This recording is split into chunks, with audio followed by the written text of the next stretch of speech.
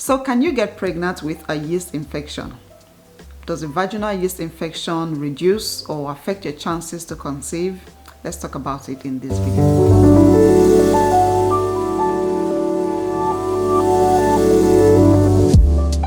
Hey guys, welcome back to another video. If you're new here, you're very welcome. My name is Nosa. So today we want to talk about a vaginal yeast infection. What are the causes and symptoms you will experience? Can it be treated? And if it is, will you be able to get pregnant if you are trying to? So a yeast infection is a fungal infection that's caused by an overgrowth of candida. Candida is a specific type of yeast that naturally lives on the skin. Everybody has candida. Our body actually needs candida because it helps to train our immune system to fight against harmful bacteria.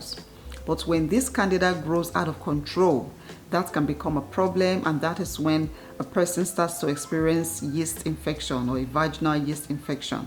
Some of the most common symptoms a person will experience if they have vaginal yeast infection is the kind of discharge that they produce.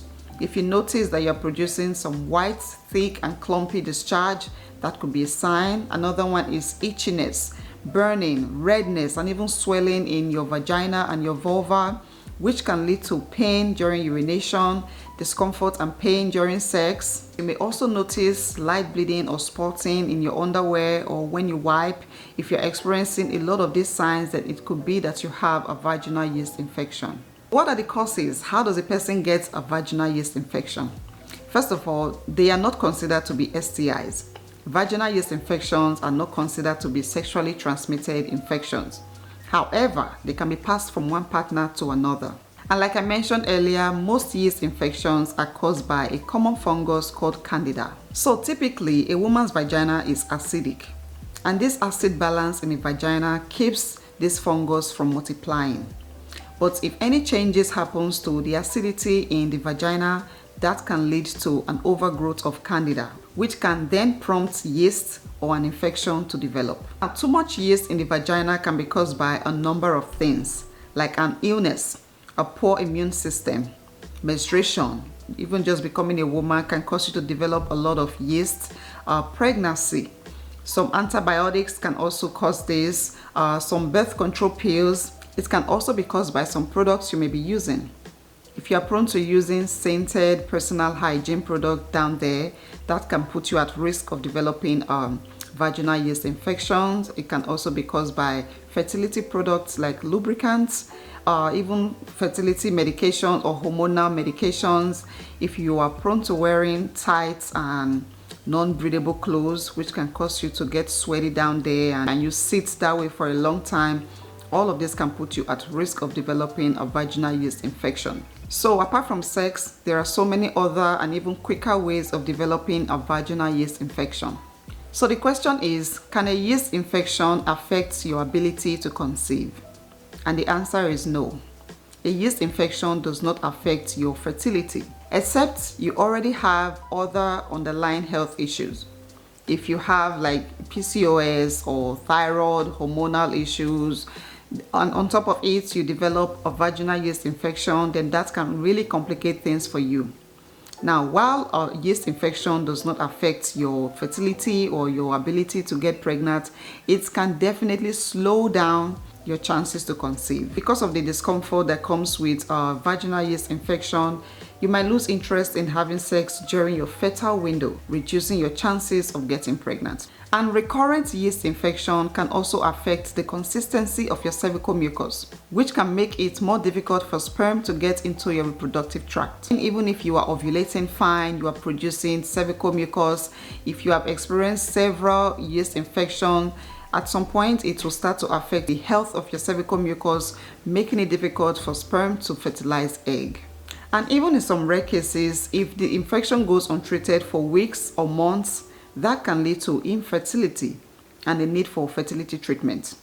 So the best thing to do if you are trying to conceive is to constantly check the health of your vagina. You can do this by observing your cervical mucus or discharge. Look for the color, the consistency, smell, and of course if you are experiencing burning and redness and swelling, all the symptoms we've talked about, Don't waste any time in getting treatment, because again, if it is left untreated for a while, for a long time, it can lead to bigger complications. So what can you do to reduce your risk of a yeast infection, or if you are prone to having yeast infection?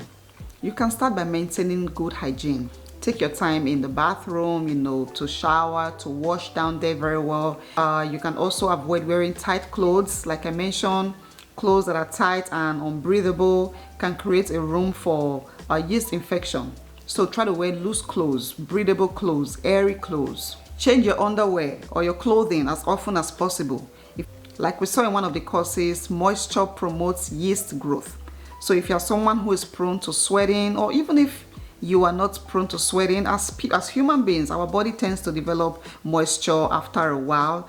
You want to make it a habit to change. If you are going out, take an extra underwear and panty liners and some toilet paper, just something to keep that place dry always. I know as ladies, we love to use scented products, scented lotion, scented body wash and soaps, but those things can actually put you at risk of developing a yeast infection.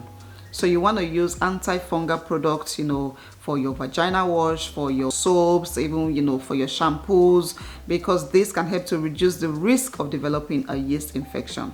Limit sugar. You want to reduce your sugar intake, because a diet that is high in sugar can feed yeast. That is its food. When you eat a lot of sugar, the yeast in your body grows bigger and bigger and more. So whatever you eat, you want to check for how much sugar intake you are getting. If you have diabetes, you want to find ways to put it under control. Uncontrolled diabetes can lead to yeast infection.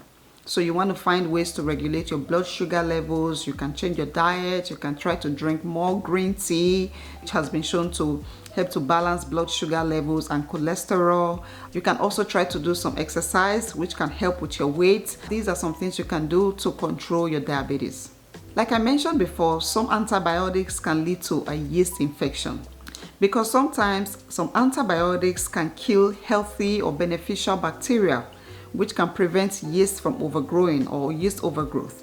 So if you are taking medication for yeast overgrowth, be sure to complete the full dose before you stop taking it. Even if you're already feeling fine, you're already feeling like some of the symptoms have gone, be sure to complete the full dose of your medication before you stop. And lastly, you can try to eat foods that are anti-inflammatory, like garlic, coconut oil, food that contains a lot of probiotics like yogurt. Eat some fermented foods like fermented milk. Eat a lot of lean protein like chicken, fish and eggs. Avoid starchy vegetables. Focus on non-starchy vegetables like broccoli, cauliflower and spinach. You also want to eat foods that are very low in gluten like brown rice and quinoa. So overall, maintaining good hygiene and boosting your immune system with your diet and lifestyle choices can impact the health of your vagina, reducing your risk of another yeast infection, and of course improving your chances to conceive. If you are trying to conceive, these are some steps that you can take to reduce the risk of a yeast infection, to manage the condition if you already have it.